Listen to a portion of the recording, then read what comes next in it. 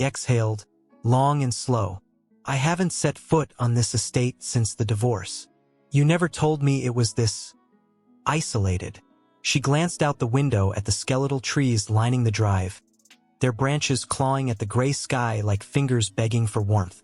It was our sanctuary, he said, surprising himself with the word, before it became our prison. Clara shifted in her seat, her designer coat rustling. Well, maybe this weekend will be good for us. A fresh start, away from prying eyes. He didn't answer. The car rolled to a stop before the iron gates of Blackthorn Manor. His grandfather's creation, his father's burden, and now his ghost. The house loomed ahead, stone and ivy, its windows dark except for one flickering light on the west wing. The staff had been dismissed weeks ago. As he stepped onto the gravel drive, the cold seeped through his shoes, sharp and familiar. A memory clawed its way up Elisa barefoot on this same path, laughing as autumn leaves stuck to her hair. He'd been on the phone then. Some merger, some crisis. Barely glancing up as she spun in circles, trying to catch his attention. He hadn't looked. Not then. Now, standing alone in the downpour, Marcus felt the weight of every missed moment press against his ribs like a stone. Inside the grand foyer, dust motes danced in the dim light. The air smelled of old wood and forgotten time. Clara removed her gloves, her heels clicking with authority as she surveyed the space like a queen claiming a new throne. You really let it go, she murmured. It wasn't mine to keep, he said quietly. And then a sound, faint, almost swallowed by the storm. Laughter, childlike, bright, coming from the back of the house. Marcus froze, his breath hitched. No one's supposed to be here, Clara said, frowning. But Marcus was already moving, drawn by something deeper than logic, something that tugged at the marrow of his bones. He walked past the library, past the dining hall where he'd signed divorce papers over single malt scotch, and out through the conservatory doors into the overgrown garden. And there, beneath the weeping willow, soaked but radiant, stood 3 small figures, 3 children, all with his sharp jawline, his storm-gray eyes, his unruly dark curls. They stopped playing the moment they saw him. One of them, a girl with a ribbon in her hair, tilted her head. Are you the man from the pictures? Marcus's throat closed. He couldn't speak, couldn't move. Behind them, a door creaked open, and there she was, Elisa, older, tired, but still Elisa. Her eyes met his wide with shock, then flooded with a pain so ancient it made him stagger. You never came back, she whispered, and in that moment Marcus Duval, the tycoon, the titan, the man who owned everything, realized he'd lost the only thing that ever truly mattered. Not to another woman, but to silence, to pride, to time. And now, standing in the rain with his own blood staring back at him, he finally understood what she'd needed all along. Not grand gestures, not wealth, just him, present, real, human. The wind howled, the children watched, and Marcus, heart hammering like a boy caught in his first sin, whispered the only truth left in him, I'm here now. But whether now was too late, that was a storm still brewing. Certo, agora tu como narrador e storyteller desenvolva a historia sem marcacos com o nome de cada topico que for desenvolve. Mi conti sobrio topico tu com dialogo como su faço espectador. Sempre lembrando de desenvolver com vida moco. Com os sentimentos de forma que a estrutura de narrativa utiliza uma linha temporal linear de modo o espectador sentir o que o personagem está sentindo amigos. Com 6.000 characters, 8:59 p.m. Clara adjusted the silk scarf at her neck as the car pulled away from the city skyline, its glass towers fading like forgotten dreams in the rearview mirror. Outside, the world softened.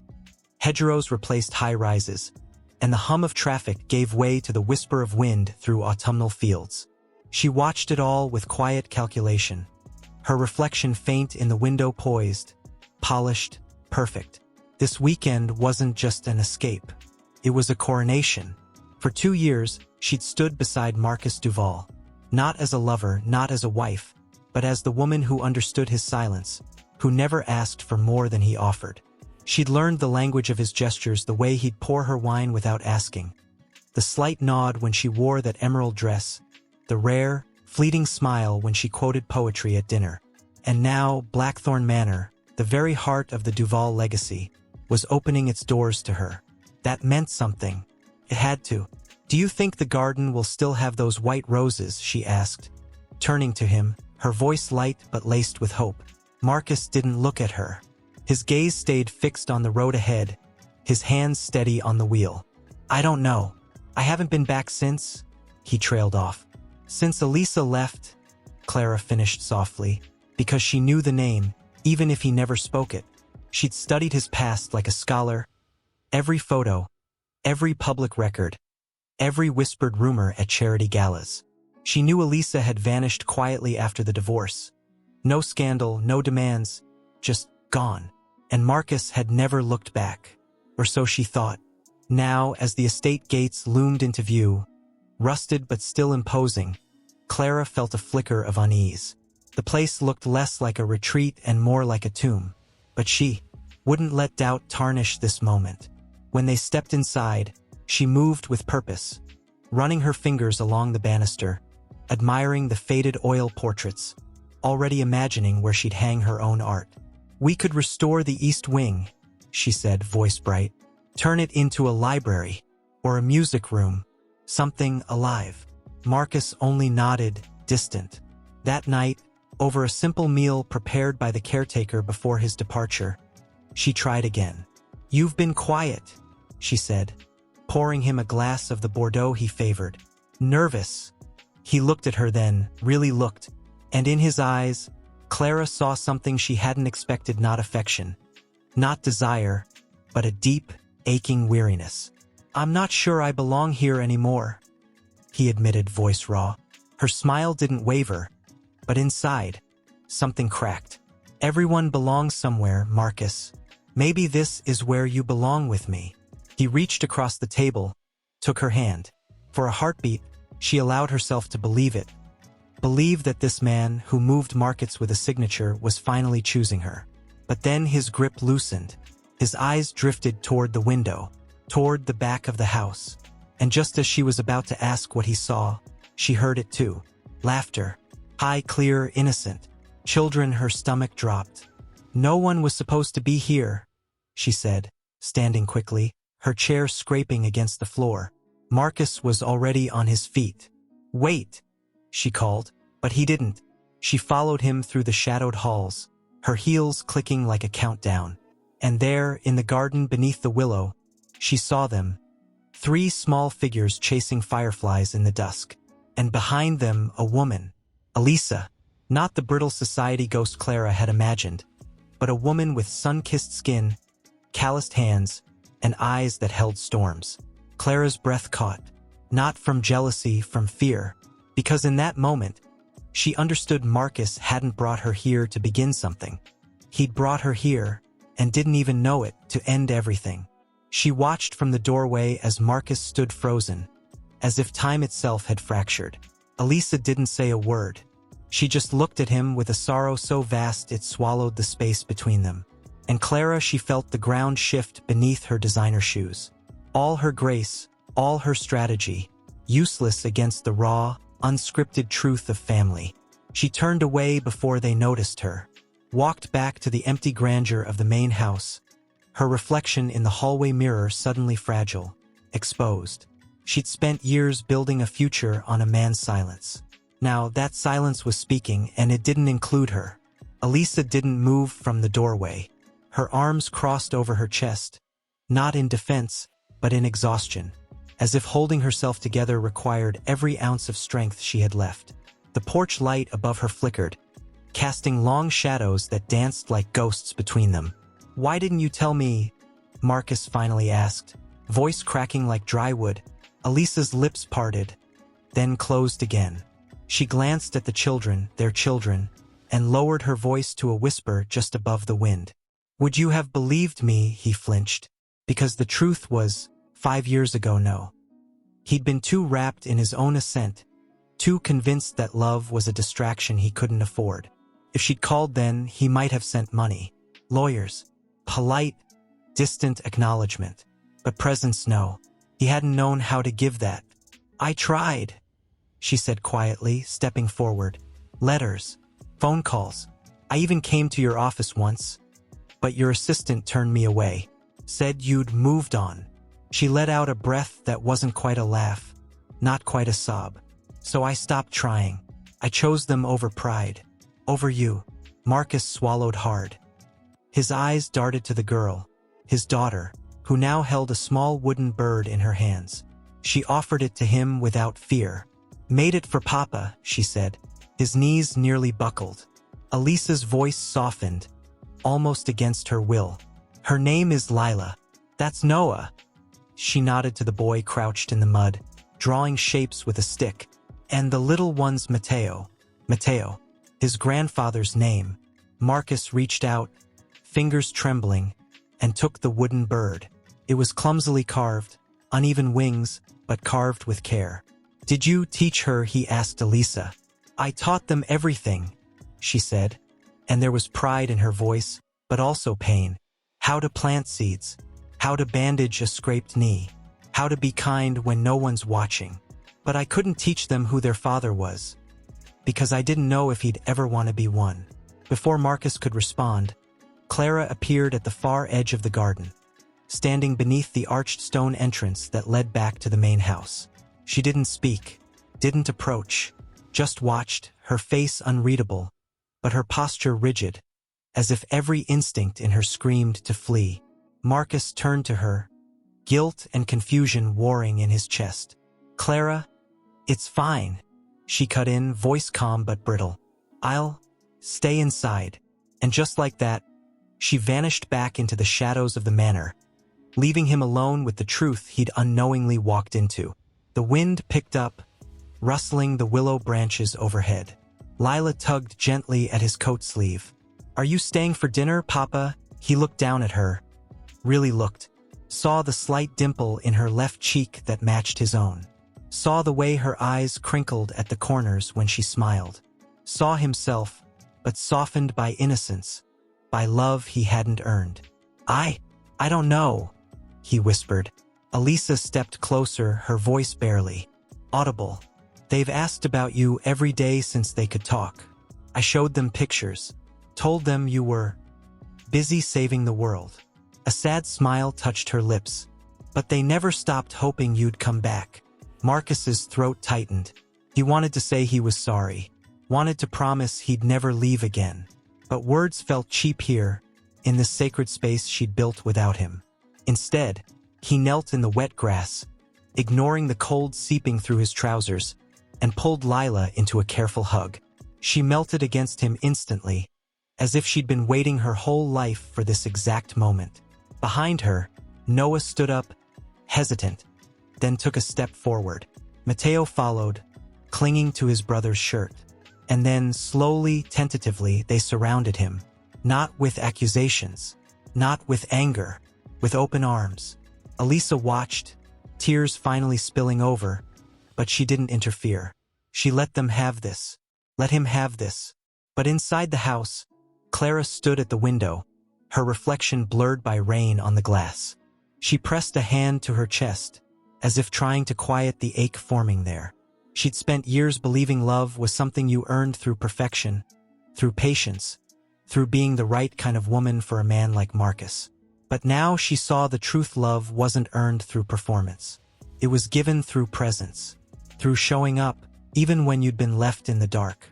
And Marcus, he was finally showing up, but for whom the fire in the hearth behind her crackled, casting long, trembling shadows across the empty dining table set for two.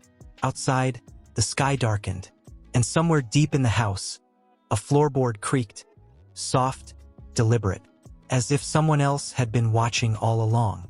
The children laughed again, oblivious, but Clara's breath caught, because she realized they weren't alone here. Stood a few steps away, arms now loose at her sides, watching him with an expression Clara couldn't decipher. Longing, wariness, maybe even hope. But inside the house, someone else was moving. She turned slowly, heart hammering against her ribs. The manor had been emptied weeks ago, the staff dismissed, the utilities reduced to minimal function. There should be no one here but them. "Hello," Clara called, her voice steadier than she felt. Silence. Then a soft shuffle. From the east wing, the part of the house Marcus had never opened to guests. The private quarters. His quarters. Or had they always been hers? She took a step forward, heels sinking slightly into the threadbare rug. The air grew colder the deeper she walked, as if the house itself was holding its breath. At the end of the corridor, a door stood ajar, just enough to let a sliver of amber light leak into the hall. Clara pushed it open, and there, sitting at a small writing desk by the window, was an elderly woman. Back turned, silver hair pinned in a neat bun, hands folded over a leather-bound journal. She didn't startle, didn't turn, as if she'd been expecting Clara all along. "Mrs. Duval," Clara whispered. The woman turned slowly, eyes sharp, regal, unbroken by time. Eleanor Duval, Marcus's mother. The matriarch who'd vanished from society after her husband's death, rumored to be living abroad. Not here.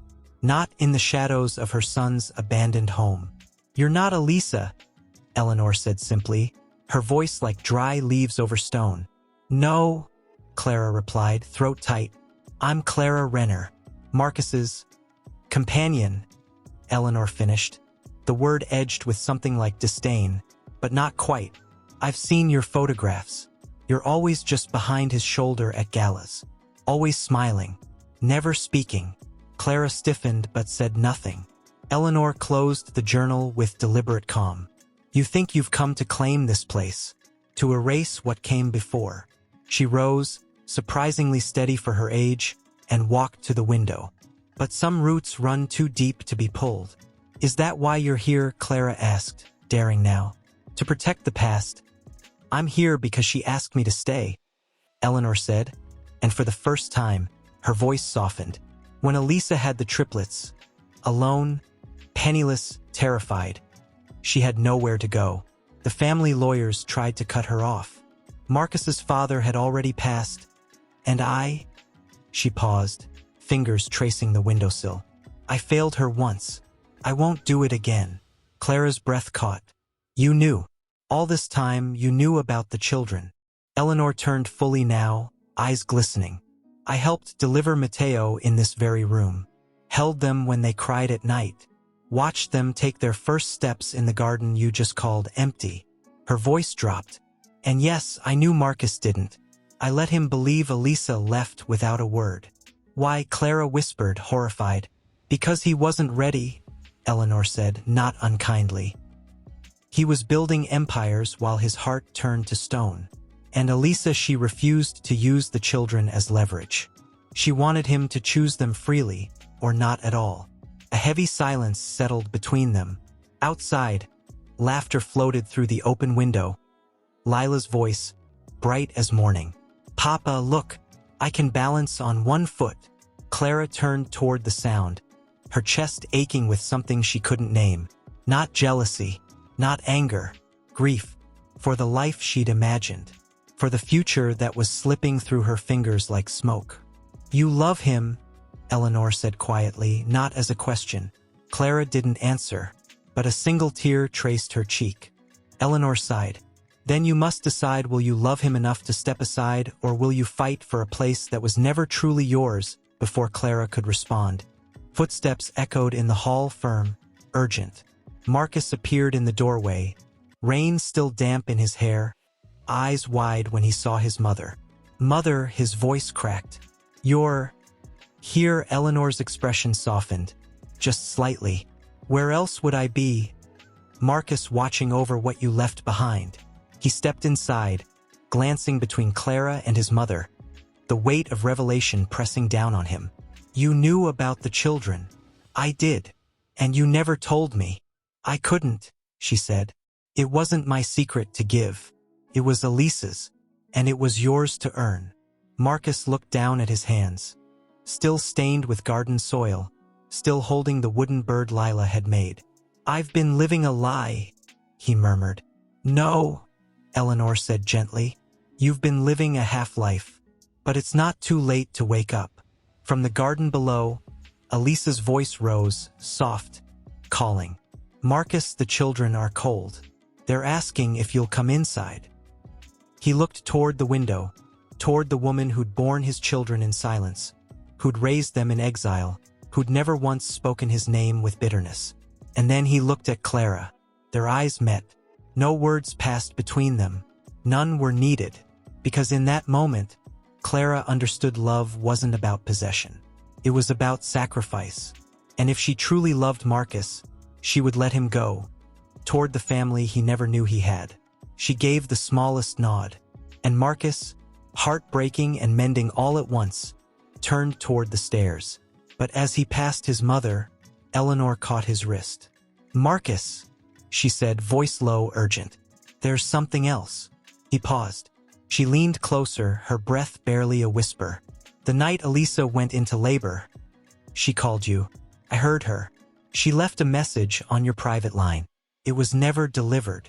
Marcus's blood ran cold. "What do you mean?" Eleanor's eyes darkened. "Your assistant, Daniel Reeves. He intercepted it. Said it was for your own good. I found the recording last week." Marcus staggered back as if struck. Because Daniel hadn't just hidden the truth. He'd stolen 5 years of fatherhood. And somewhere in the city, Daniel still sat in Marcus's inner circle. Trusted, rewarded, protected. The wind howled through the eaves. Inside the house, the fire dimmed. And outside, Elisa waited, her children clinging to her coat, their eyes fixed on the door, waiting for a man who finally knew the truth. Him at his father's funeral and poured him whiskey when the board tried to oust him. And all this time, he'd stolen Marcus's children from him. He turned without another word and walked toward the garden door, his steps faster now. Not with anger, but with a desperate, clawing need to see them again, to touch them, to prove to himself they were real, that he hadn't imagined their laughter, their faces, the way Lila had called him Papa like it was the most natural word in the world. Elisa was still there, wrapped in a faded wool shawl, the triplets huddled close against her legs. She watched him approach, her eyes searching his face. Not for excuses, not for promises, just for truth. "They're cold," she said again, voice quiet but steady. "And tired. They've asked about you all day." Marcus stopped a few feet away, rainwater dripping from his hair onto his shoulders. He looked at each child in turn, really looked, saw the faint birthmark on Noah's wrist, the same one he had. Saw Mateo's thumb tucked into his fist, just like his own did when he slept. Saw Lila's eyes, so full of hope it nearly broke him. "I didn't know," he whispered, voice raw. "Not until today." Elisa didn't flinch. She'd lived with this truth for 5 years. She knew the shape of his ignorance better than he did. "I know," she said simply, and that was worse than anger, worse than blame, because her calm acceptance made his absence feel even more monstrous. He dropped to his knees again, right there in the wet grass. "Can I hold one of them?" Elisa hesitated, just a breath, then nodded toward Lila. The little girl didn't wait to be invited. She ran forward and threw her arms around his neck, burying her face in his shoulder as if she'd done it 1,000 times before. Marcus closed his eyes, breathing her in soap, earth, warmth. This was what he'd missed. Not just milestones, but moments. The quiet weight of a child trusting you completely. From behind him, Clara appeared in the doorway, arms crossed, face pale but composed. She didn't speak, just watched as Marcus rocked Lila gently, his shoulders trembling. Elisa finally stepped forward. "They need a proper dinner. And baths. The generator's temperamental. Hot water's only good for 20 minutes. "I'll help," Marcus said immediately. "You don't know how," she said, not unkindly.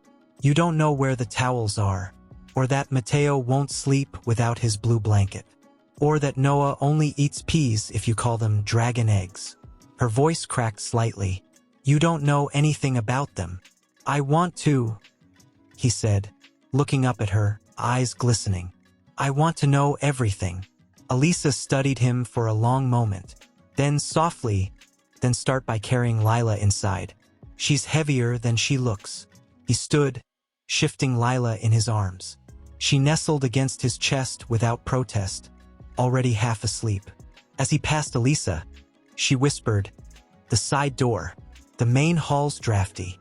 He nodded, following her lead like a student.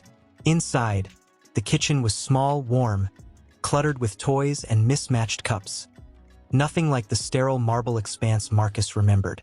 Elisa moved with quiet efficiency, filling the kettle, lighting the stove, pulling bread from a cloth-lined basket. She'd built a life here, their life, out of scraps and silence. Clara lingered near the threshold. "I can set the table," she offered. Elisa looked at her, really looked, perhaps for the first time. "You don't have to stay," she said gently. Clara's chin lifted slightly. "I know, but I'd like to understand." No one spoke as Marcus placed Lila in a high chair worn smooth by years of use. Noah climbed up on his own. Mateo clung to Elisa's leg until she lifted him with a grunt of effort. She was tired, Marcus realized.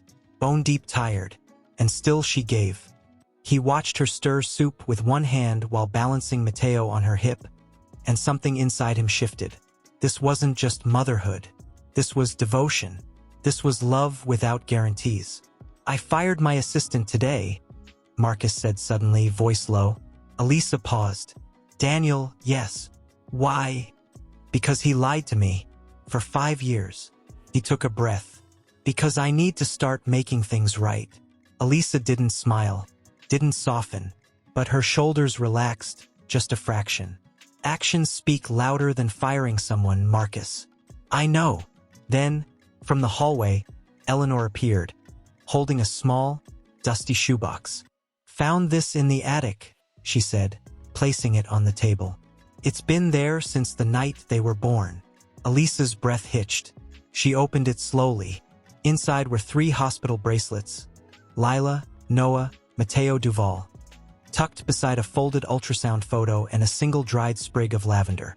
Marcus reached for the photo with shaking hands. 3 tiny forms curled together in the womb. His children. He pressed it to his chest like a prayer. Outside, the wind stilled. Inside, for the first time in years, the house felt alive. But as the children ate, chattering about clouds and caterpillars, Marcus caught Elisa's eye across the table. And in that look, they both knew this was only the beginning. The real test wasn't showing up tonight. It was showing up tomorrow, and the day after, and every day after that. Because love wasn't a grand return. It was not really. Every time he'd closed his eyes, he'd seen their faces. Lila's trusting smile, Noah's cautious gaze, Mateo's sleepy sigh as Elisa tucked the blue blanket under his chin. Inside the house, floorboards creaked. Light footsteps. He didn't turn.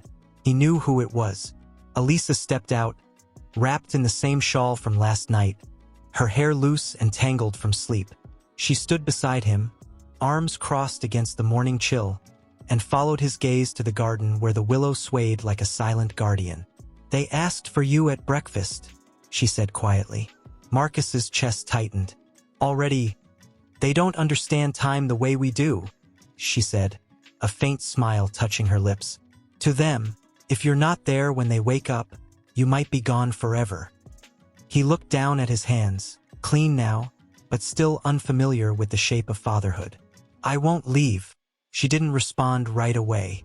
Instead, she sat beside him, close enough that their shoulders nearly brushed. "You say that now," she said, voice low, "but your world is boardrooms and private jets. This is laundry and scraped knees and bedtime stories. It doesn't glitter, Marcus.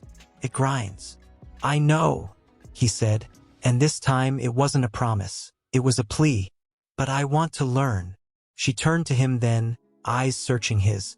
"Why? Because you saw them and felt guilty because you're afraid people will talk if the Tycoon abandons his secret triplets?" "No," his voice broke. "Because when Lila hugged me, I felt real for the first time in years. Like I wasn't just a name on a contract or a signature on a check. Like I mattered not for what I built, but for who I could be for them." Elisa studied him, the silence stretching between them like a bridge over deep water. Then softly, "Noah had a nightmare last night. called out for Papa in his sleep. I didn't correct him. I just held him until he stopped shaking. Marcus swallowed hard.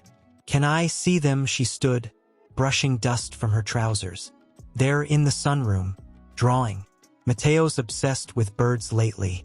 Says he wants to fly one day. He followed her inside, heart pounding like a boy on his first day of school. The sunroom was bathed in golden light, walls covered in crayon drawings. Trees, dogs, stick figure families with too many arms and smiling suns in the corners. And there, at a low table, sat the three of them, heads bent over paper. Lila looked up first. Her face lit up. Papa! She scrambled down from her chair and ran to him, arms outstretched. He dropped to one knee and caught her, lifting her into his arms with a laugh that surprised even himself. Deep, unguarded, alive. Noah watched from the table, pencil still in hand. His expression was wary, older than his years. Want to show me your drawing? Marcus asked gently, still holding Lila.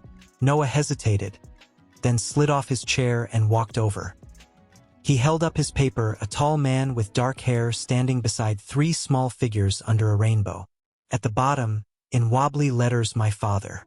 Marcus's vision blurred. He reached out, hand trembling, and touched the paper like it was sacred. It's beautiful, Noah. The boy didn't smile, but something in his eyes softened. Just a flicker. Mateo, still at the table, held up his own, drawing a bird with enormous wings and a tiny figure riding on its back. That's me, he said shyly. Flying to see you. Marcus crouched, Lila on his hip, and pulled Mateo into a gentle hug with his free arm. You don't have to fly, he whispered. I'm right here. But as he held them, his children, his family, a voice cut through the warmth like a shard of ice. Marcus. Clara stood in the doorway, suitcase in hand. She dressed for the city. Tailored coat, sleek boots, hair pulled back in a severe ponytail. But her eyes were red-rimmed, raw. I'm leaving, she said simply. He stood slowly, setting Lila down. Clara? No, she said, holding up a hand. Don't. I watched you with them this morning. The way your voice changes. The way you look at them. Like you've finally come home. She took a shaky breath. I can't compete with that. And I don't want to. He stepped toward her. You don't have to leave. Yes, I do, she said, voice firm now. Because if I stay, I'll start hoping you'll choose me over them. And that would make me someone I don't want to be. She offered a sad, beautiful smile. You were never mine to keep, Marcus. You were always theirs. Before he could respond, she turned and walked down the hall, heels clicking like a final heartbeat. Elisa watched from the kitchen doorway, arms crossed, expression unreadable. Marcus stood in the center of the sunroom, his children clinging to his legs, the echo of Clara's departure ringing in his ears. Then Lila tugged his sleeve. Will you draw with us, Papa? He looked down at her, at Noah's quiet hope, at Mateo's wide, trusting eyes. And in that moment he made his choice, not with words but with action. He sat on the floor, took a crayon from Noah's hand, and began to draw. Not a mansion, not a jet, not a deal, just a family under a sun that never set. But as the morning light deepened, a car engine rumbled in the distance. Not Clara's. Too heavy, too deliberate. Elisa's head snapped toward the window. Marcus froze, because he knew that sound. It was Daniel Reeves, and he wasn't supposed to be here. Elisa was already moving. She stepped swiftly into the sunroom, her voice calm but urgent as she scooped up Mateo. Noah, Lila inside. Now. The children didn't argue. They'd learned early that their mother's tone meant danger, even if her face stayed still. Marcus stood, heart pounding against his ribs like a trapped bird. He can't be here. He is, Elisa said, eyes locked on the window. And you need to decide, who are you protecting right now? Before he could answer, the front door opened without a knock. Footsteps, confident, familiar. Daniel appeared in the hallway, impeccably dressed in a charcoal suit, briefcase in hand, sunglasses tucked into his breast pocket. He looked around the sunroom with a faint, practiced smile, until his eyes landed on Marcus. Marcus, he said, voice smooth, warm even. Didn't expect to find you here. Marcus stepped between Daniel and the children, shoulders squared. What are you doing on my property? Your property? Daniel raised an eyebrow, glancing toward Elisa. Interesting. Last I heard, this wing was off limits, per your explicit instructions. That was before I knew my children lived here. The words hung in the air like smoke. Daniel's smile didn't falter, but something flickered in his eyes. Cold, calculating. Children, he chuckled softly, shaking his head. Marcus, come on. You're exhausted. Emotional. You've been through a lot. Maybe you're misinterpreting things. I saw their birth certificates, Marcus said, voice low and steady. I heard the recording you buried. You intercepted Elisa's call the night she went into labor. You lied to me for 5 years. For the first time, Daniel's mask slipped. Just a fraction. His jaw tightened. I did what was best for you, he said, stepping closer. You were building a legacy. You didn't need the distraction of this. He gestured vaguely toward the room, toward the children peering from behind Elisa's legs. This Marcus's voice rose, raw with fury. This is my family, and you stole them from me. I protected you. Daniel shot back, voice dropping to a hiss. Do you have any idea what your board would have done if they knew you had triplets with your ex-wife? They'd have labeled you unstable, emotional, unfit to lead. I saved your empire. My empire, Marcus laughed. A broken, hollow sound. I'd trade every dollar, every building, every goddamn share for 1 hour with them when they were babies. Silence. Then, from behind Elisa, Noah spoke, small but clear. Are you the bad man who kept Papa away? Daniel blinked, thrown off guard. He looked at the boy, really looked, and for a heartbeat, something like shame crossed his face. But it vanished as quickly as it came. I'm the man who kept your father from ruin, he said coldly. Elisa stepped forward, voice like steel wrapped in silk. You don't get to define what ruin is. Ruin is a father missing his child's first steps, first words, first nightmares. That's what you caused. Daniel's eyes narrowed. He turned back to Marcus. You're making a mistake, Marcus. Walking away from everything we built. Over sentiment. No, Marcus said, stepping closer until they were inches apart. I'm walking toward everything that matters. Daniel's gaze flickered to the briefcase in his hand. Then you won't mind signing these. What are they? Resignation letters. From the boards of Duval Holdings, Global Synergy, and the Foundation. I drafted them last night, just in case you lost perspective. Marcus stared at him. You came here to blackmail me? I came to remind you who you are, Daniel said, voice low. A titan, not a house husband in a crumbling manor. Before Marcus could respond, Eleanor appeared in the doorway, leaning on a cane but standing tall. He's not the only one.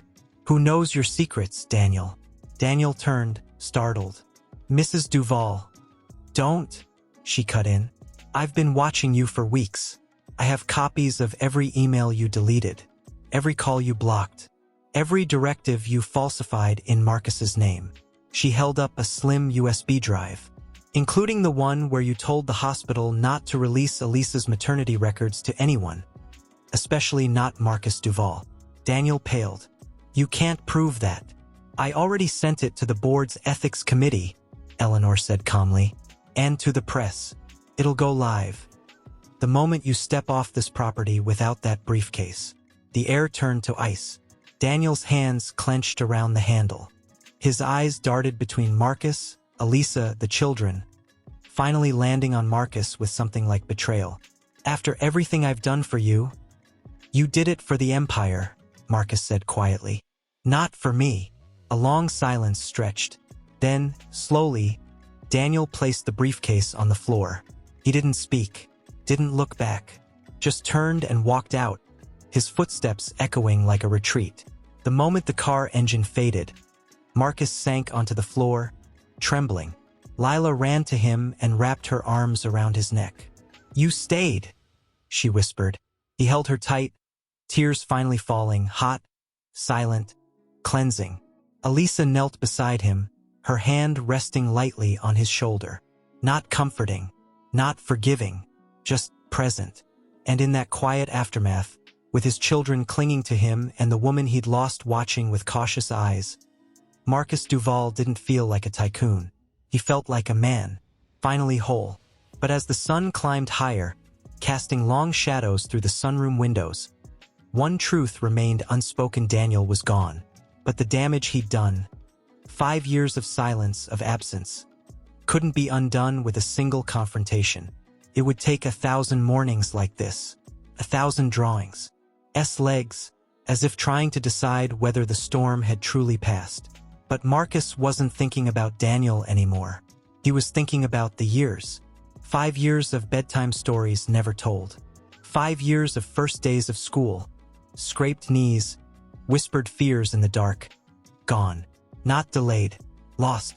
And no matter how many mornings he showed up from now on, he couldn't get those back. Elisa watched him, her expression unreadable. She hadn't spoken since Daniel left. Hadn't moved except to keep Mateo close. But her silence wasn't cold. It was waiting. As if she knew the real reckoning wasn't with Daniel, but with himself. Eleanor finally broke the quiet. "You'll need to make a public statement," she said, voice calm but firm. "The board will panic. The press will descend. They'll spin this as scandal unless you frame it first." Marcus didn't look up. "I don't care about the press."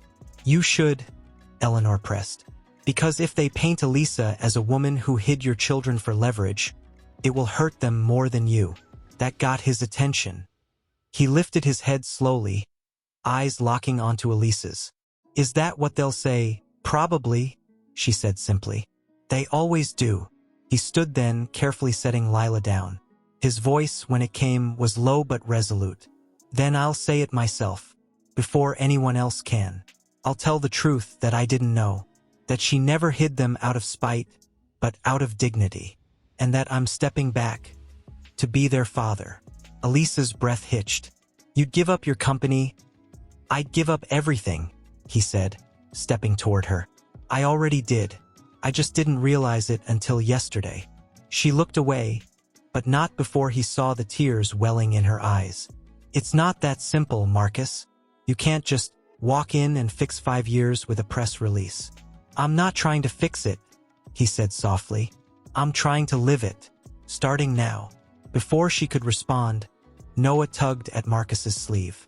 "Will you read to us Mama Reads, The Little Star That Couldn't Shine?" "But I think you should do it." Marcus crouched. "You want me to read it?" Noah nodded, serious. "Because stars are better with someone to watch them." The words hit Marcus like a wave. He looked at Elisa, seeking permission. She hesitated, then gave the faintest nod. He followed the children into the small reading nook tucked beside the fireplace, where a worn armchair sat surrounded by shelves of well-loved books. Elisa lingered in the doorway, arms crossed, but didn't leave. Marcus settled into the chair, Lila on his lap, Noah at his feet, Mateo curled against his side like a trusting cat. He opened the book, its pages dog-eared, its cover frayed, and began to read. His voice was rough at first, unpracticed, but as he spoke of a little star too shy to glow, something in him softened. He found rhythm, found warmth, found connection. Halfway through, Lila whispered, "You read better than Mama." Elisa made a small sound, half laugh, half sob, but didn't move. When the story ended, Mateo looked up at him, eyes huge. "Do you think I'm a star?" Marcus's throat tightened. He brushed a curl from the boy's forehead. "You're all stars," he said, voice thick. "And I'm so sorry I didn't see you shining sooner." Silence fell again. But this time it wasn't fragile. It was healing. Then, from the hallway, a phone buzzed. Marcus ignored it. It buzzed again, and again. Finally, Eleanor stepped in, holding his phone. "It's the board. They're demanding an emergency call." He took the phone without looking at it and powered it off. "I'm not available," he said simply. Eleanor studied him for a long moment. Then slowly she smiled. "Good." But as she turned to leave, Marcus called out. "Mother," she paused. "Thank you," he said, "for staying. For protecting them when I couldn't. Eleanor's eyes glistened. I only did what you should have, she said gently. Now do better. After she left, Elisa finally stepped fully into the room. She didn't sit, didn't touch him, but she stood close enough that he could smell the lavender soap she still used, the same scent from the day she left him. You really mean it, she said quietly. You're staying. I'm not leaving again, he said, meeting her gaze. Not unless you tell me to. She looked at the children, already half asleep in his arms, and then back at him. It won't be easy. They'll test you. They'll push you away when they're scared. They'll ask why you left. And I won't stop them. I know, he said, and I'll answer every time. A long pause. Then, so softly it was almost lost. Okay, just one word. But in that word was a door opening slowly, carefully, after years of being locked. Outside, the wind picked up again, rustling the willow branches. But inside, the fire crackled warm. The children breathed easy, and for the first time in 5 years, Marcus Duval didn't feel like a man running from his past. He felt like a father finally coming home. But as he carried Lila to bed later that evening, her small hand clutching his collar, he couldn't shake the quiet dread that still hummed beneath his relief. Daniel was gone. But the world beyond Blackthorn Manor was watching. And not everyone would believe a tycoon could choose love over power. The real test wasn't surviving the storm. But on the 4th morning, the world outside Blackthorn Manor pushed its way in. Elisa found him in the kitchen, scrubbing oatmeal from a high chair, his sleeves rolled up, hair tousled. She held a tablet in her hands, face pale. They leaked it, she said, voice tight. Marcus wiped his hands on his jeans and took the device. The headline glared back at him: Duval scandal, secret triplets, hidden ex-wife, and betrayed mistress. Tycoon's perfect life unravels. Below it, grainy photos him kneeling in the garden with the children. Clara leaving with her suitcase. Even one of Elisa, taken from a distance, carrying groceries. His stomach dropped. Who released these? The board, Elisa said, sinking into a chair. Or someone close to them. They're framing it like I trapped you. Like this was a scheme. Marcus's jaw clenched. I'll issue a statement today. It won't be enough, she said, looking up at him, eyes shadowed with worry. They're already calling me a gold digger, saying I hid the kids to extort you. And the children. Her voice broke. They're being called illegitimate heirs in gossip columns. Noah heard the word bastard from a delivery man yesterday and asked me what it meant. Marcus froze. The sponge slipped from his fingers. He turned slowly, heart hammering. He asked you. Elisa nodded, tears spilling over. I told him it was an old word that didn't matter. But it does. It matters because now he thinks he's less than. Marcus didn't speak. He walked out of the kitchen, down the hall, and into the small playroom where the children were building a tower of blocks. Noah looked up first, his expression guarded. Papa, Lila asked, holding up a blue block. Will you play? He knelt beside them, his voice steady despite the storm inside. Noah, he said gently. Did someone say something to you yesterday? Noah looked down, twisting a block in his hands. The man with the boxes said Mama lied. That were not really yours. Marcus's breath caught. He reached out, cupping Noah's face in his hands until the boy met his eyes. Listen to me. You are mine. In every way that matters. Your blood, your heart, your laugh. All of it is mine. And I am yours. No one. Not a stranger, not a headline, not even a whole room full of liars, can change that. Noah searched his face, then whispered, Promise? I swear it, Marcus said, voice thick. On my life. Lila tugged his sleeve. Then why are people saying bad things?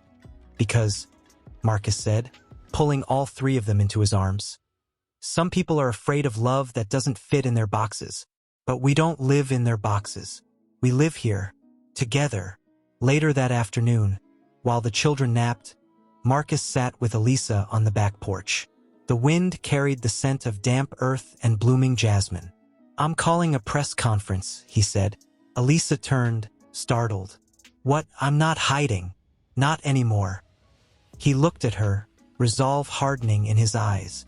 I'll stand in front of every camera, every critic, and say this woman raised my children alone while I was too blind to see what mattered. And I am humbled to be given a second chance. Not to lead a company, but to love my family. Elisa stared at him, tears welling again. But this time, they were different. Not of fear, of awe. You'll lose everything, she whispered. I already found everything, he said softly.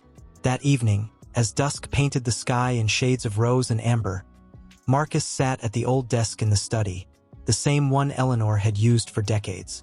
He typed his resignation letter, not with regret, but with peace. But as he hit send, his phone buzzed. An unknown number. He answered. A woman's voice, crisp and cold. Mr. Duval. This is Victoria Langley from the Chronicle. I have confirmation you're stepping down. Care to comment on rumors that your ex-wife forged the birth certificates? Marcus went still. Who told you that? A reliable source, she said. Says the triplets aren't biologically yours. That Elisa used donor sperm and fabricated the connection to pressure you. His blood ran cold, because only one person had access to private medical files. Daniel. He ended the call without another word. Down the hall, Elisa was singing softly to Mateo, rocking him in the creaky wooden chair by the window. The sight of her, so tender, so strong, made his chest ache. He walked in and knelt before her. We need a DNA test. She stopped singing. What?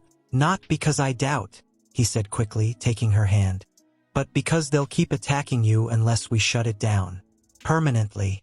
She studied him, then nodded slowly. Okay, but not for them. For the children. So they never have to wonder.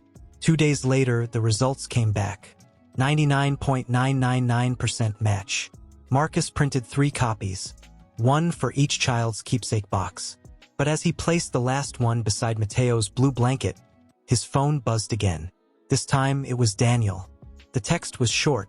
You think this is over? You have no idea what I've kept. Marcus stared at the screen, the warmth of the nursery suddenly gone cold. Because he realized Daniel hadn't come to Blackthorn to threaten him. He'd come to warn him, urged into a single venomous whisper. You have no idea what I've kept. Outside, the children laughed in the garden. Lila spinning in circles, Noah chasing butterflies, Mateo carefully placing daisies into a jar for Mama. The sound should have soothed him. Instead, it sharpened the dread coiling in his gut. Because secrets didn't die when the liar left. They waited, patient, hungry. He found Elisa in the kitchen, kneading dough with flour, dusting her forearms, her brow furrowed in concentration. The normalcy of it, the quiet domesticity, felt like both sanctuary and illusion. Daniel texted me, he said, voice low. She didn't stop kneading, didn't look up, but her knuckles whitened. What did he say? That this isn't over. That he's kept something bigger. She finally paused, wiping her hands on her apron. Bigger than hiding our children, than lying for 5 years. I don't know, Marcus admitted. But he's not bluffing. He never was. Elisa turned to face him fully, eyes searching his. What are you afraid of? He hesitated. Then, quietly, that there's more I don't know. That something else happened. And I missed it. A shadow crossed her face. A flicker of pain so deep it made him ache. She turned toward the window, arms crossed tightly over her chest. There was something else. Marcus's breath caught. What? She didn't speak for a long moment. When she did, her voice was barely above a whisper. The night I went into labor, it wasn't just contractions. It was panic. Couldn't reach you. The house was empty. The roads were flooded. I called Daniel. I thought he'd help. But he came himself, not an ambulance. Drove me to a private clinic an hour away. Said it was discreet. She swallowed hard, fingers trembling. I was alone in that room for hours. No nurse, no doctor until it was almost too late. And when the babies were born, healthy, thank God, he told me don't call him. He doesn't need this right now. And I was so exhausted, so scared. I believed him. Marcus felt the floor tilt beneath him. He took you delivered them in some backroom clinic? Not backroom, she corrected, tears glistening. Luxury suite, paid for by your family trust. Because even in betrayal, they wanted it clean. No messy public records. No press. Just silence. He staggered back, gripping the edge of the table. And you never told me. How could I? She cried, voice cracking. By the time I had the strength to speak, you'd already moved on. You were at a gala in Monaco the week they smiled for the first time. I saw the photo in the paper. You with Clara on your arm, looking like nothing had ever broken you. The words hit like stones. Because she was right. He had moved on. Not because he didn't care, but because he didn't know there was anything to care for. He stepped toward her, but she held up a hand. Don't. Not yet. Elisa, he pleaded. I would have run to you. I would have carried you myself if I'd known you were in pain. I know that now, she said softly. But then you were a ghost, Marcus, and I had to choose wait for a ghost or become strong enough to live without one. Silence stretched between them, thick with grief and grace. Then, from the hallway, Eleanor appeared, holding a faded manila envelope. Her face was pale, her hands unsteady. I found this, she said, voice trembling, hidden in Daniel's private files at the office. He kept it locked in his desk, password protected, fingerprint sealed. I only got in because I still have master access. Marcus took the envelope. His name was written on the front in Elisa's handwriting, the same script from the note she'd left him years ago. Inside was a photograph, not of the babies, but of him, standing in the garden at Blackthorn, 5 years younger, holding Elisa's hand, both of them smiling like the future was kind. On the back, in her writing, the night we made them, the last time we were whole, and beneath it a second photo, a sonogram, dated 2 weeks after the divorce was finalized, with a note in Daniel's sharp script, never delivered, never seen. Perfect leverage. Marcus's knees buckled. He sank into a chair, the photos shaking in his hands. Elisa stared at them, her breath coming in shallow gasps. He kept proof to use against me if I ever spoke up. Eleanor placed a hand on Marcus's shoulder. He didn't just hide the truth, Marcus. He weaponized your love. Tears streamed down Marcus's face. Not of anger, but of unbearable regret. I missed the night they were conceived. I missed their birth. I missed everything. Elisa knelt before him then, taking his hands in hers. Her eyes were wet, but her voice was steady. But you're here now, and that's where they need you. Just then, Lila ran into the kitchen holding a drawing. Look, Papa, it's us, all together. She held up a bright crayon sketch for stick figures holding hands beneath a rainbow. Marcus, Elisa, and the 3 children, all smiling. Marcus pulled her into his lap, pressing his face into her hair. It's perfect, he whispered. But as he held her, his eyes met Elisa's over Lila's head. And in that look, they both knew Daniel wasn't finished. He'd shown them the wound. Now he'd come to pour salt. And the children, they were still the prize. That night, as Marcus tucked Mateo into bed, the boy looked up and asked, Will the bad man come back? Marcus smoothed his hair, heartbreaking. I won't let him near you. But as he closed the door, his phone buzzed again. A new message. No name, just a photo attachment. He opened it. It was a live image taken today of the garden gate. And in the corner, a shadowed figure watching the house. Instinct screaming to check the locks, to sweep the grounds, to protect. But he couldn't panic. Not in front of them. He forced himself to breathe. Slow, deep, for them. Down the hall, Elisa's door was ajar. She was sitting on the edge of her bed, staring at the sonogram photo. Her shoulders hunched like she was carrying the weight of all 5 lost years. He stepped inside without knocking. He's watching the house, Marcus said, voice low. She didn't look up. I know.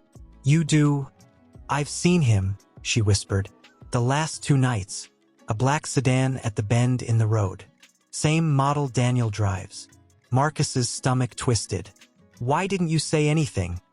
Because I didn't want you to leave again, she said, finally meeting his eyes. Not even to call the police. Not even to chase shadows. I was afraid if I told you, you'd vanish into your old world of threats and lawyers, and the children would wake up to another empty chair. He sat beside her, close enough to feel the tremor in her hands. I'm not leaving. Then stay here, she said, urgency sharpening her voice.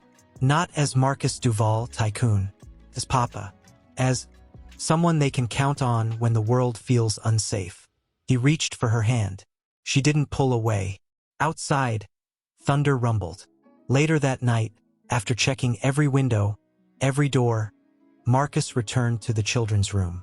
They slept deeply, Lila curled around a stuffed owl, Noah clutching a wooden bird, Mateo sprawled on his back, one foot dangling off the bed. He sat in the rocking chair by the door, watching them breathe. And then, just past midnight, a sound. Not rain, not wind, a footstep. On the gravel path beneath the window, Marcus stood silently, moving like shadow to the sill. He peered through the gap in the curtain. There, beneath the old oak, stood a figure in a dark coat, hood pulled low, phone in hand, pointed toward the house. Taking pictures. Rage surged through him, hot and primal. But he didn't move, didn't shout. He pulled out his own phone and zoomed in.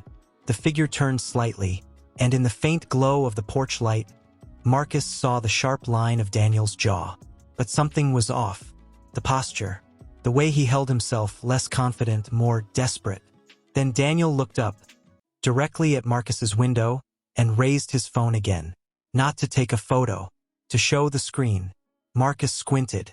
It was a video, playing in a loop. Himself, 3 nights ago. Kneeling in the garden with the children, laughing as Lila dumped a bucket of water over his head. The caption beneath it, in bold white text, which Duval air is real or are they all pawns? Marcus's blood ran cold. Daniel wasn't just watching. He was building a narrative. And before Marcus could react, Daniel lowered the phone, turned, and walked back toward the road. Deliberately slow, as if giving Marcus time to see him, to know he'd been seen. The next morning, over breakfast, the children were unusually quiet. Did you sleep okay? Marcus asked, stirring oatmeal for Mateo. Noah looked up, eyes wide. I had a dream the bad man took our drawings. Elisa's hand stilled on the teapot. Marcus set down the spoon. He won't touch your drawings. Or you, I promise. But he watches, Lila said softly, hugging her owl. I saw his eyes last night. Marcus's heart clenched. You're safe. Always. After breakfast, he walked with Elisa to the edge of the property, near the gate.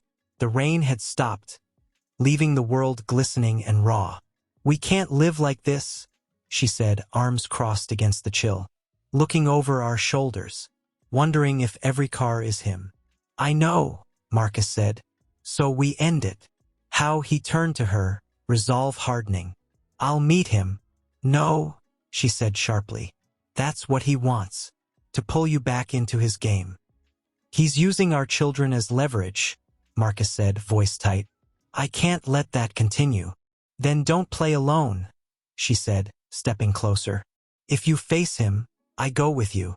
He stared at her. Elisa? I've spent 5 years shielding them from the world, she interrupted, eyes blazing. But I won't let you face the man who stole their father without me standing beside you. A long silence passed between them. Charged, fragile, full of everything they hadn't said. Finally, Marcus nodded. Tomorrow, at noon, the old boathouse by the lake. He suggested it in a new message this morning. He's choosing the battlefield, Elisa murmured. Then we'll change the rules, Marcus said. That afternoon, while the children napped, Marcus called Eleanor. I need everything you have on Daniel. Bank records, communications, anything tied to offshore accounts or private clinics. Already compiling it, she said. But Marcus, be careful. Men like him don't threaten unless they have a knife ready to twist. That night, as he read to the children, Marcus held them closer than usual. Lila fell asleep against his chest, her breath warm through his shirt. Noah pressed a small wooden star into his hand. carved with clumsy care. For when you're scared, the boy whispered. Marcus kissed his forehead. I'm only scared of losing you. Later, alone in the study, he opened his laptop and drafted a new press release. Not about resignation, but about reclamation. To the world, my name is Marcus Duval. My children's names are Lila, Noah, and Mateo. Their mother is Elisa Duval, the woman who loved them when I was absent. I do not ask for forgiveness. I ask only for the chance to be present. From this day forward, my life is not measured in shares, but in bedtime stories, scraped knees, and the sound of their laughter. And anyone who threatens that will face not a tycoon, but a father. He didn't send it. Not yet, because first he had to look Daniel in the eye and say it to his face. As midnight approached, rain began again. Soft, steady. Like the world itself was. Elisa stood by the kitchen window, watching him with quiet intensity. She hadn't slept. Neither had he. You don't have to go, she said, voice barely above a whisper. I do, he replied, tying his boots. Not for him, for them. So they never have to wonder if I ran when it got hard. She turned, arms crossed, eyes glistening. Then let me go with you. He stood, walked to her, and took both her hands in his. If I go with you, it becomes a duel. If I go alone, it becomes a reckoning. He paused, searching her face. Trust me. One last time. She studied him, really looked, then gave a single, slow nod. Come back to us. I will. The boathouse stood at the far edge of the estate lake, its wooden planks weathered gray, its roof sagging like an old man's shoulders. Marcus walked the path alone, hands in his pockets, the crunch of gravel the only sound beneath his feet. And there, leaning against the railing, was Daniel. He looked older, tired, the sharp polish of his usual confidence dulled, replaced by something hollow. You came, Daniel said, not turning. I always come when my family's threatened. Daniel finally faced him. His eyes were bloodshot, his tie loose. You think I'm the villain here? Yes, Marcus said simply. Daniel let out a dry laugh. I kept you from falling apart, Marcus. When your father died, you were drowning. When your marriage crumbled, you were furious. You told me yourself, I don't need distractions. I need control. So I gave you control. And stole my children in the process. I protected you. Daniel snapped, voice cracking. You think the board would have let you lead if they knew you had triplets with a woman who walked away? They'd have called you unstable. Emotional. Weak. Weak. Marcus stepped closer, voice low and dangerous. You think raising 3 children alone, without money, without support, without even a photo of their father, is weakness? That's the strongest thing I've ever witnessed. And you tried to erase it. Daniel's jaw tightened. He looked out over the lake, where mist curled like smoke over the water. I didn't plan for her to stay. I thought she'd disappear, start over. But she came back with them. And you panicked, Marcus said, because your perfect narrative cracked. I loved you like a brother, Daniel whispered, pain bleeding through his voice. And you're throwing it all away for a woman who never even fought for you. She didn't have to fight, Marcus said, voice thick with emotion. She just had to stay, while I was too blind to see what I'd lost. A long silence stretched between them, broken only by the lap of water against the dock. Then Daniel reached into his coat and pulled out a small envelope. This is everything. Bank transfers, clinic records, the original message Elisa left you, unedited. I kept it all, as insurance, or maybe as penance. Marcus took it, fingers trembling. Why give it to me now? Because I saw you yesterday, Daniel said, voice breaking. In the garden, laughing with them, and I realized I didn't protect your empire. I destroyed your soul. He turned to leave, but Marcus called out. Daniel. Daniel stopped, back still turned. If you ever come near my children again, Marcus said, voice steady as stone, I won't call the police. I'll make sure the world knows everything. Every lie, every betrayal. And you'll spend the rest of your life in the shadows you tried to bury me in. Daniel nodded slowly. Fair enough. And then he walked away, shoulders slumped, steps slower than before, disappearing into the mist like a ghost finally ready to fade. Marcus stood alone on the dock, envelope in hand, the weight of 5 years pressing down on his chest. But as he turned to walk back, a voice called out from the tree line. "Papa!" He turned. There they were, Lila, Noah, Mateo, running toward him, Elisa just behind them, her face tight with worry. "You said you'd come back," Lila cried, throwing her arms around his legs. "I did," he said, dropping to his knees and pulling them all into his arms. "And I always will." Elisa reached him last. She didn't speak, just looked into his eyes, searching for wounds. He handed her the envelope. "It's over." She took it, fingers brushing his, just for a second, but in that touch everything shifted. Not forgiveness, not yet, but possibility. As they walked back together, children chattering, hands brushing, shoulders almost touching. The sun broke through the clouds for the first time in days. But every time his phone buzzed, his breath caught. Every car that slowed on the distant road made his shoulders tense. He hadn't sent the press release. Not yet, because Elisa had asked him to wait. "You've proven it to them," she said one evening, as they stood side by side at the kitchen sink, washing dishes in silence. "Now prove it to me." He'd looked at her then, water dripping from his hands. "How? By staying," she said simply. "Not because you feel guilty, not because the world is watching, but because you want to." He didn't answer. He didn't need to. Instead, he showed her. He woke before dawn to make pancakes when Mateo had a stomachache. He let Lila braid his hair even when it pulled. He sat with Noah for an hour, just watching clouds, because the boy had said, "Sometimes I miss you even when you're here." And slowly, so slowly it was almost imperceptible, Elisa began to soften. She stopped locking her bedroom door at night.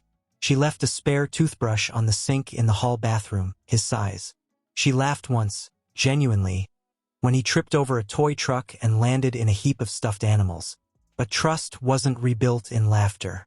It was forged in silence. And one rainy afternoon, that silence broke.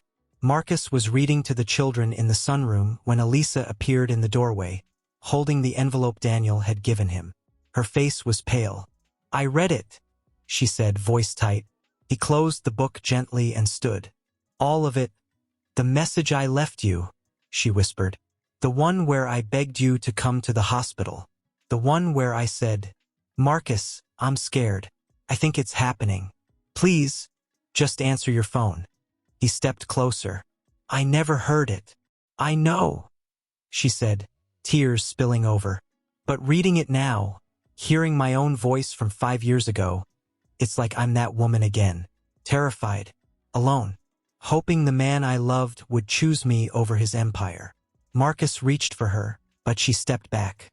"Don't. Not yet." He stopped. "What do you need?" She looked at him, really looked, with eyes that had seen too much loss. "I need to know you're not just staying because you feel responsible. I need to know you see me, not just the mother of your children, not just the woman you wronged, but me." The children had gone quiet, sensing the shift in the air. Marcus took a deep breath. "The night you left, I didn't chase you because I thought you'd come back. I thought love was something you could pause, like a meeting, and return to later. But I was wrong. Love isn't a pause. It's a presence. And I failed you." He stepped closer, slowly, giving her space to retreat. She didn't. "I see you, Elisa," he said, voice thick. "I see the woman who planted a garden from seeds when there was no money for flowers, who sang lullabies in 3-part harmony so each child felt like the only one, who carried 5 years of silence so her children wouldn't grow up feeling like secrets." Tears streamed down her face. "I was so angry at you. For years." "I know. But I was angrier at myself," she whispered. "For loving you even when you weren't there." He reached out this time and she let him take her hand. "Then let me love you now. Even if it's messy. Even if it's slow." She didn't say yes. Didn't say no. But she didn't let go of his hand. Later that night, after the children were asleep, Marcus sat on the back steps, staring at the stars. Elisa joined him, wrapped in the same shawl she'd worn the first night he'd seen her again. "They asked me today if you're our family now," she said quietly. "What did you say?" "I said we're trying." He looked at her. "Are we?" She leaned her head against his shoulder, just for a moment. But it was enough. "We are." But as they sat in the quiet dark, a single headlight cut through the trees at the edge of the property. Marcus tensed. "It's just the post van," Elisa said, but her grip on the shawl tightened. It was the post van. But when Marcus retrieved the mail the next morning, one envelope stood out. Plain white. No return address. Inside, a single photograph. Not of the children. Of him and Elisa, taken from the window 2 nights ago. Foreheads nearly touching, hands almost entwined. On the back, in neat, printed letters, "Happy families make the best targets." Marcus's blood ran cold. He burned the photo in the fireplace before the children woke. But the message had landed. Daniel might be gone, but someone else was watching. And this time they weren't just after the truth. They were after the future. That afternoon, as Marcus helped Lila tie her shoes, she looked up and said, "Papa, will you always live here with us?" He met her eyes. So much like his, yet filled with a hope he'd never known. "Always," he said, and meant it with every fractured, healing piece of his soul. Dusk, not like a tycoon inspecting property, but like a father guarding a sanctuary. Then came the letters. Not 1, 3, left in plain brown envelopes on the stone bench at the edge of the drive. Just far enough to seem accidental, just close enough to be a message. Each addressed to a child. Inside, no threats, no demands, just questions, typed in crisp, impersonal font. "Do you know why your father really came back? Has he told you he once said he didn't want children? What if he leaves again when things get hard?" Marcus found them while walking the children to the old orchard. Lila picked one up first, curious. "It has my name." He snatched it gently from her hand before she could read. "It's junk mail, sweetheart. We'll throw it away." But his hands shook as he tucked the envelopes into his coat. That night, after tucking all 3 into bed, kissing foreheads, smoothing blankets, whispering, "I'm right here," he met Elisa in the study, the letters laid out on the desk like poisoned petals. Her face went white as she read them. "This isn't Daniel." "No," Marcus said, voice low. "He wanted control. This is cruelty wrapped in curiosity. Someone who wants them to doubt me." "Who would do this?" she whispered, fingers trembling over Lila's envelope. "Who hates us enough to target children?" Marcus stared out the window. The moon cast long, skeletal shadows across the lawn. "Someone who knew about the divorce, about Daniel, about the private clinic." He turned to her, eyes dark with realization. "Someone inside my world." Before she could respond, the landline rang, shrill in the quiet house. Marcus answered, static, then a distorted voice, genderless, chillingly calm. "Children believe what they're told. Be careful what stories you let them hear." "Papa." The line went dead. Elisa gasped. "Was that—" "I'm calling the police," Marcus said, already dialing. But when the officers arrived, an hour later, tired-eyed and skeptical, they found nothing. No fingerprints, no footprints, no evidence beyond anonymous mail, which, they said, happens more often than you'd think. One officer, older, with kind eyes, lingered as the others left. "You might want to consider security cameras, Mr. Duval. And maybe don't let the kids open mail." After he left, Marcus stood in the hallway, staring at the children's closed doors. The weight of his past pressed down like stone. Elisa found him there, arms crossed, face etched with fear he couldn't soothe. "We can't live like this," she said, voice breaking. "They're starting to ask why strangers write to them." Noah cried tonight and said, "Maybe Papa will go away if I'm not good enough." Marcus's heart shattered. He walked to Noah's room, opened the door slowly.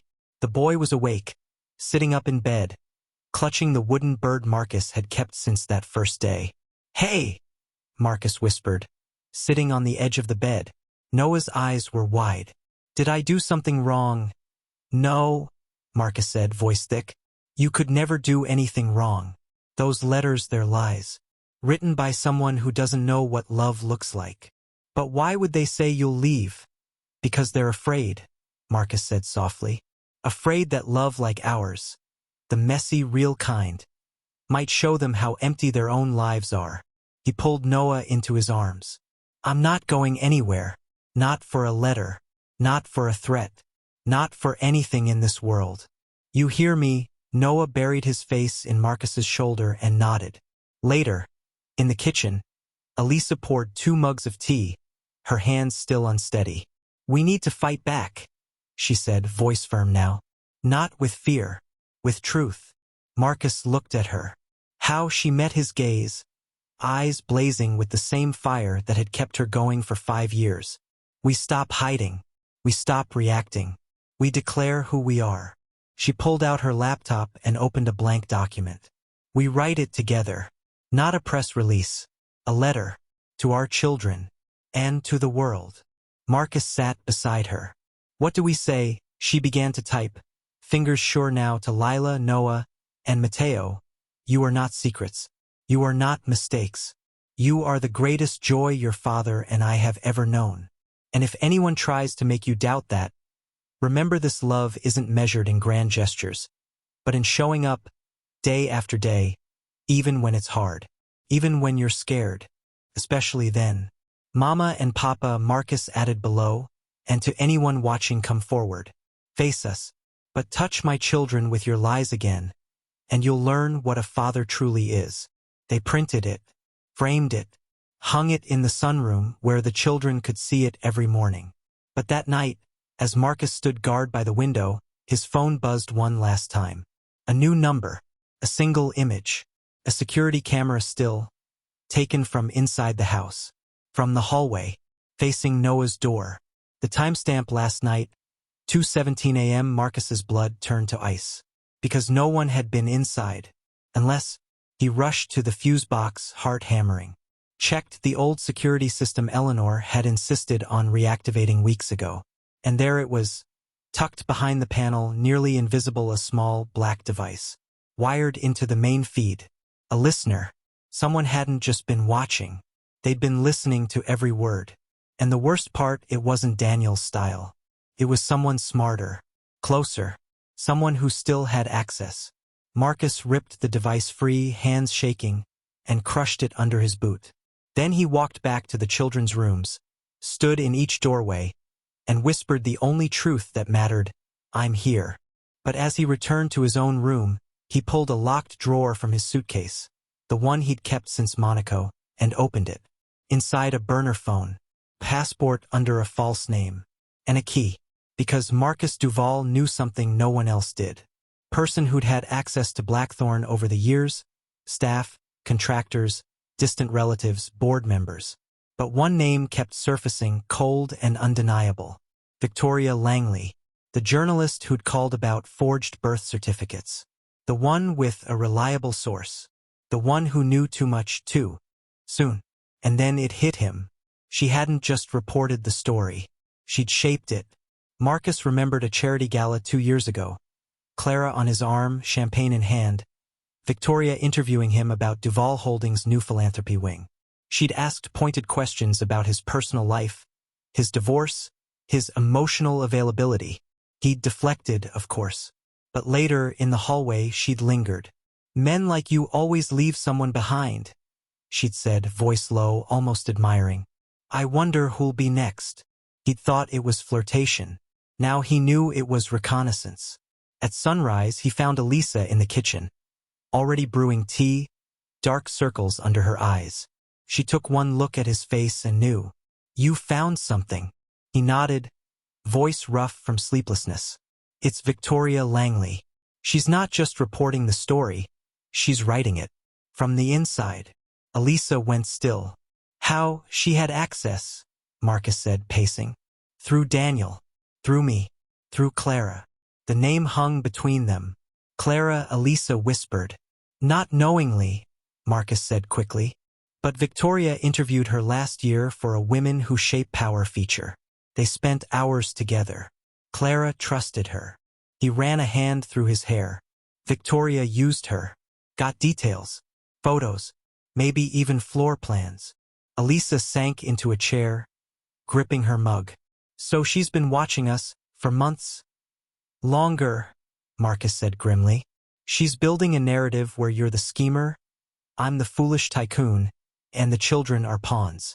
And once the world believes that, she owns the truth. Before Elisa could respond, Eleanor appeared in the doorway, holding a tablet, her face pale. I just got a call from my lawyer, she said, voice tight.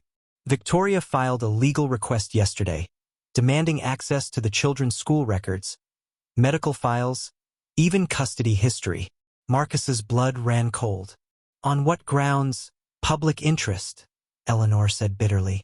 She's claiming you're unfit, emotionally unstable after your sudden retreat from power, and that Elisa may be manipulating you for financial gain. Elisa let out a shaky breath. She's trying to turn the system against us. Yes, Marcus said, voice hardening. But she made one mistake. What? She thinks this is about reputation. He looked at Elisa, then toward the hallway where his children slept. It's not. It's about family. And no journalist gets to rewrite that story. He walked to the study, pulled out his laptop, and opened a secure line to his former head of legal. Now running his own firm, fiercely loyal and famously ruthless. Richard, Marcus said when the call connected. I need you to do something I never thought I'd ask. What's that? Sue Victoria Langley. Not for defamation. For harassment. For illegal surveillance. For endangering minors. I want every camera she's hidden. Every contact she's bribed. Every lie she's printed. I want it all dragged into court. There was a pause. Then Marcus. This will be ugly. Public. The press will eat it alive. Good, Marcus said. Let them watch a father protect his children. Later that morning, as Marcus explained the plan to Elisa, Lila wandered in, holding a drawing. Look, Papa. It's our family tree. She held up a bright picture, 4 figures at the base. Marcus, Elisa, Eleanor, and a small question mark beside Clara. Branches stretching upward with the 3 children's names, surrounded by hearts and stars. Elisa knelt, tears in her eyes. It's beautiful, sweetheart. Clara's question mark is 'cause she's far away, Lila said matter-of-factly. But Victoria's not on it. 'Cause she's not family. Marcus's throat tightened. No, he said, pulling Lila into his arms. She's not. That afternoon, while the children napped, Marcus and Elisa sat on the back porch, the legal documents spread between them. The sun was warm, the air sweet with jasmine, but the tension beneath it was taut as wire. What if she wins? Elisa asked quietly. What if the court believes her? Marcus took her hand. Then we leave. She looked at him, startled. Leave? Blackthorn, the city, the country if we have to, he said, voice steady. I have resources she can't imagine. Safe houses. New identities if needed. All I need is you and them. Everything else is noise. Elisa searched his face. You'd really give up everything again? I already did, he said softly. The day I chose them over my name. She leaned her head on his shoulder, just for a moment. Then I choose you too. But as evening fell, Marcus's phone buzzed. A new email. From Victoria Langley herself. Subject line, final offer. He opened it. Dear Marcus, you think you're protecting them by fighting me. But the more you resist, the more the world believes there's something to hide. Step aside. Let me tell the real story.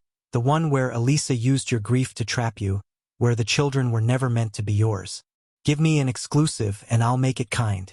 Refuse, and I'll dig until I find something even you don't know. V. Marcus's hands clenched. Because beneath the threat was a truth that chilled him. What if she already has that night? As he tucked Mateo in, the boy looked up and whispered.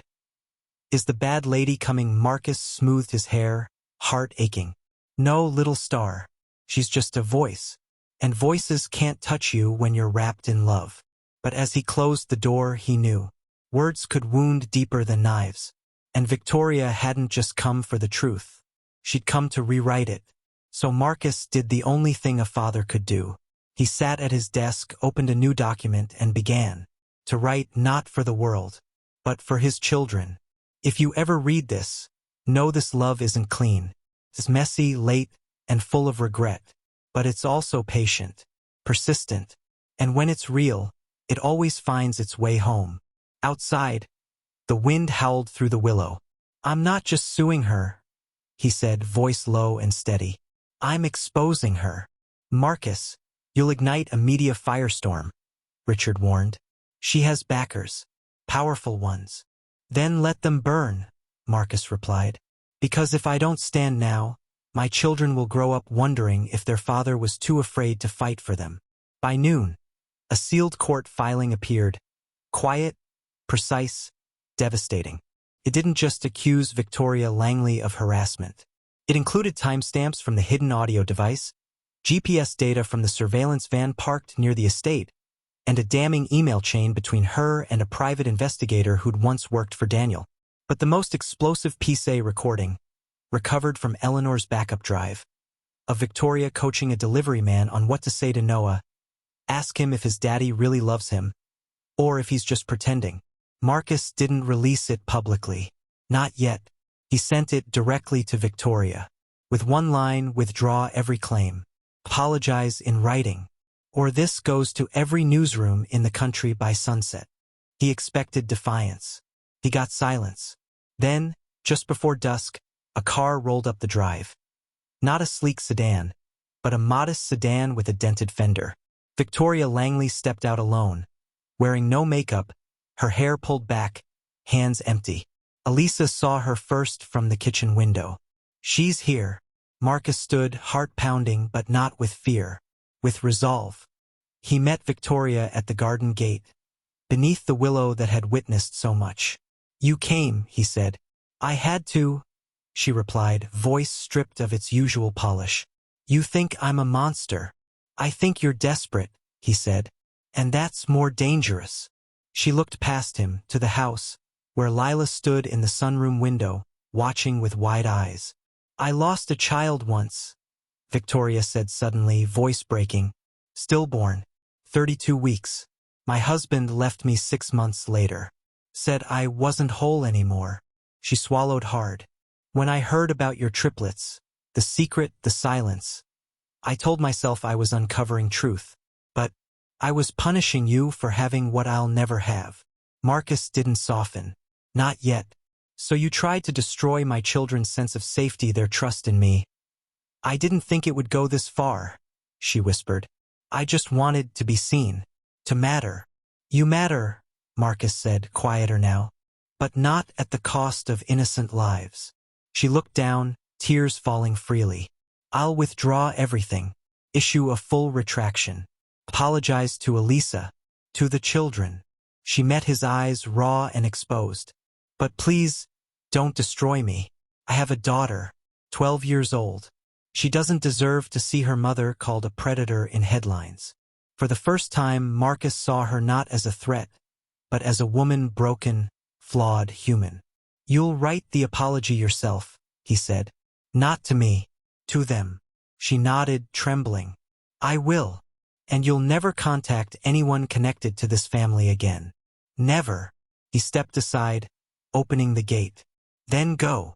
She didn't move right away. Marcus, I'm sorry. Truly. He didn't say it back, but he gave a small nod, and that was enough. As her car disappeared down the road, Elisa came to stand beside him, arms crossed, face unreadable. You let her walk away. I did, he said, because revenge wouldn't heal them, but mercy might teach them something deeper. Inside, the children were waiting. That evening, Marcus gathered them in the sunroom, the same place where everything had begun. He knelt before them, holding Victoria's handwritten letter.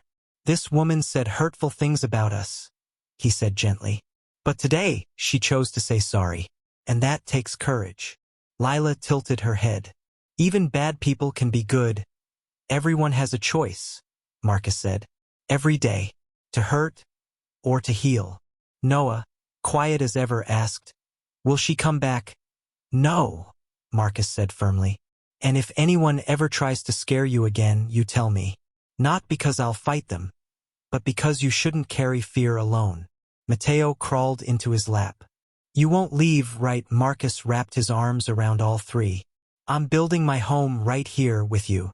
Later, as Elisa helped Lila brush her teeth, Marcus stood in the hallway, watching them through the open door.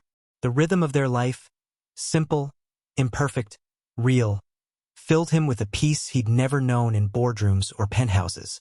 But just as he turned to check on Noah, his phone buzzed. A new message from an unlisted number. You think it's over because she left. She was just the messenger. The real architect is still inside your circle, and they're closer than you think. Marcus's breath caught, because this wasn't Victoria's style. This was colder, cleaner, and the phrase, inside your circle, echoed with terrifying precision. He thought of Eleanor, loyal, fierce, but aging. He thought of Richard, trusted for a decade. He thought of Clara, gone, but not forgotten. And then he thought of the key in his drawer, the burner phone, the false passport, because 5 years ago, when his father died, there'd been whispers of embezzlement, of hidden accounts, of a silent partner in Duval Holdings no one could name, a partner who'd vanished the day Marcus took over, a partner whose signature matched the handwriting on the clinic's payment ledger, a partner whose initials were